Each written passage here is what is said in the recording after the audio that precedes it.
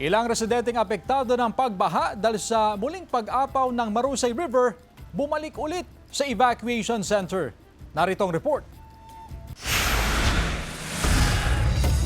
Bukod sa Dagupan City, Mangaldan at Santa Barbara na naunang nagdeklara ng state of calamity, isinailalim na rin sa state of calamity ang bayan ng Bugalyon, Pangasinan dahil sa matinding epekto ng habagat na pinalalakas ng mga nagdaan at kasalukuyang sama ng panahon.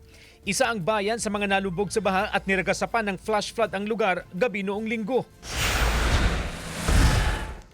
Marami pa rin ang binabahang lugar sa Pangasinan, kabilang ang bayan ng Kalasyaw.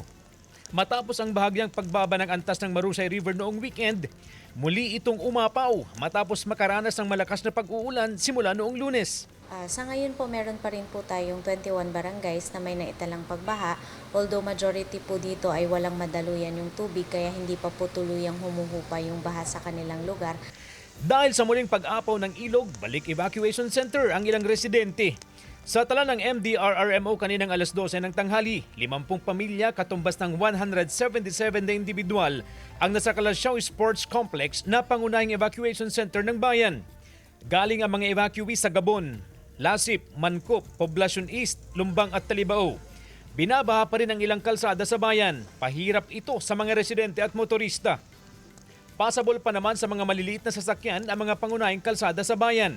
Samantala, tumulong na rin ang ilang residente sa paglilinis sa lugar upang kahit papaano maalis ang mga bumarang basura sa kanal na nagpapalala ng baha sa bayan. Para di mabara yung basura sa butas. Dami na nakuha.